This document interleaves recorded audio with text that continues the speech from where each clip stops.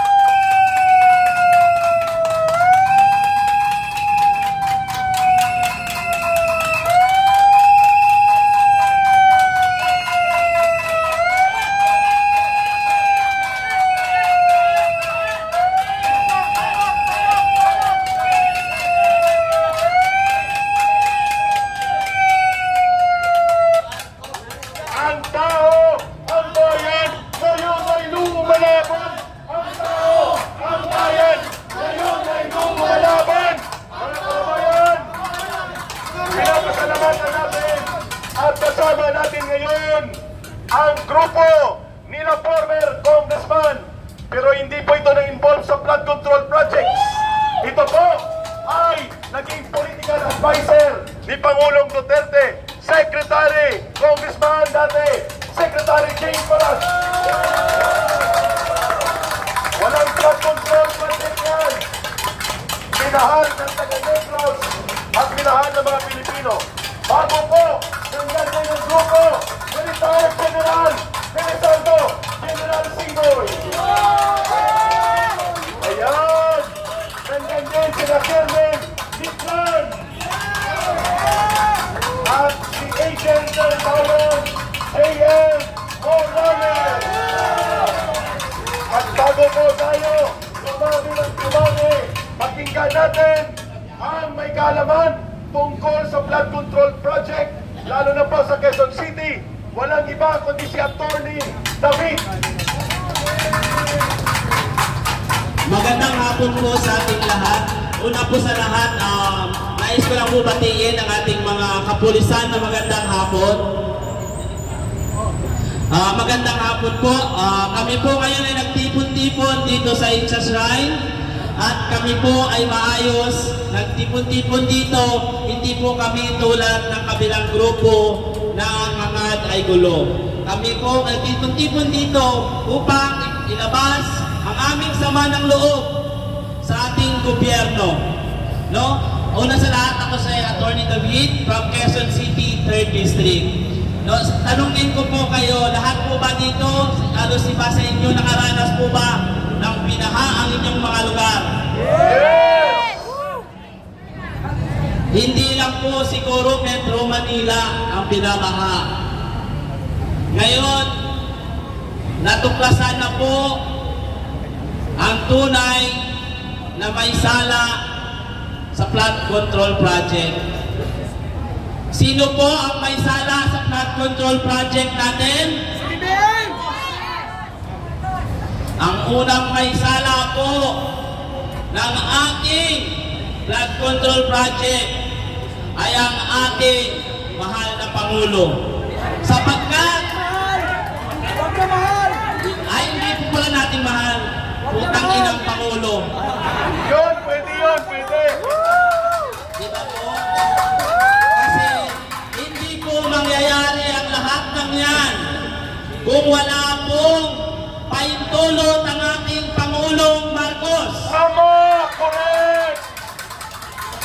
Ngayon, ipinagmamalaki naman ng mga congressman ang kanilang budget na ibinigay sa kanila na bilyon-bilyong piso na galing sa pera ng taong bayan.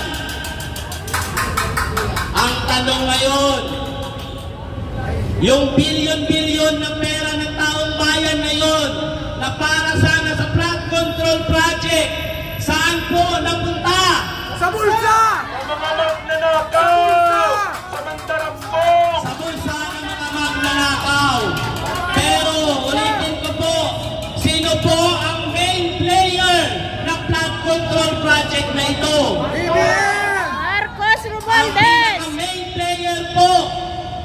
tinatakpan nila kung saan napupunta ang pera ng taong bayan ay nasa kay Lisa Araneta Marcos. Sapagkat si Lisa Araneta ang nagdidikta kay Martin Romualdez para kumurakot ng pera ng tao ng bayan. Ngayon naman, itong si Martin Romualdez ay uutuin si Saldico para gumawa ng paraan para makakuha ng maayos na pera ng taong bayan. Ngayon, tanungin ko sa inyo, nasaan na si Saldico? Kaya po siya, ito po ang tanong ko sa inyo. Nung nalaman po ba ang flood control project, nung pumutok, nandito pa po si Saldico. Pero nung nalaman na iimbestigahan na, biglang nawala si Saldico. Ngayon, gumawa ang ating mga bulok na congressman na naman ng committee para sa flood control project. Kayo po ba naniniwala sa kanilang pag-iimbestiga? Sapagkat walang karapatan sila mag-imbestiga sa flood control project sapagkat sila ang may gawa. Sila ang may akda ng flood control project na yan. Mga magnanakaw! Mga congressman na mga magnanakaw. Lahat po ng mga congressman na yan na umuupo ngayon sa committee na yan, lahat po na yan ay nakakulimbat ng pera ng taong bayan. Lahat ng mga yan ay magnanakaw. Una po sa lahat, sabihin ko po sa inyo, hindi po tayong pwedeng idemanda dahil sinabihan natin silang magnanakaw. Karapatan po natin yon na magsabi sa kanila sapagkat sila ay public service o public servant. Naglilingkod sa taong bayan. Karapatan po natin na sabihin sa kanila kung ano ang nasa sa loobin natin. Huwag po tayo matakot sa mga congressman na yan. Sapagkat tayo din po ang nagluklok sa kanila. Tayo din po ang aalis sa kanila. Kaya ngayon, kung nanonood man ang mga congressman na yan, mahiya naman kayo! Mga walang hiya, mahiya kayo! Umalis kayo dyan sa committee na yan! Lumayas kayo! Imbestigahan ninyo ang inyong mga sarili! Kung saan ninyo dinala ang pera ng taong bayan! Kami po sa Quezon City ay lubos na naapektuhan ng flood control project na yan.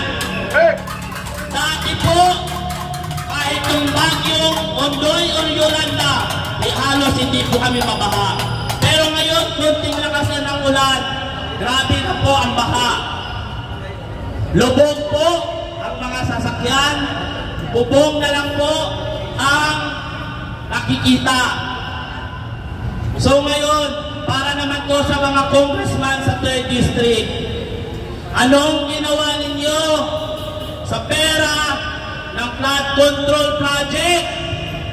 Binulsa ba ninyo? Malamang binulsa kasi wala naman talagang flood control. Ito pa po mga kababayan, naniniwala ba kayo na sasabihin ng mga local government na wala silang kinalaman doon sa flood control project na yun? Imposible po yan. Kasi sakot po yan, karapatan mong imbestigahan. Siguro, alam mo na, nalagyan naman. Kaya yun, tumahimik si Mayora. Wala ba akong tinutukoy na mayor dito? Kung narinig ni Mayor Joy to, I love you. Pero yun po ang katotohanan. Una po, yung ating barangay chairman, may pananagutan din po dyan. Sapagkat, sakop po nila ang mga barangay na yun. Magkatanong sila kung may permit pa ito. Kung wala, i-report nila sa City Hall, a-action ng City Hall.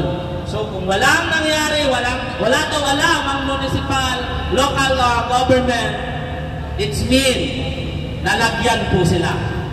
Naging bulag-bulagan po sila sa mga magnanakaw na congressman. Nakaawawa po ang taong bayan na ang tax natin, bago pa mapunta sa atin ang sahod natin ay kaltas na nila.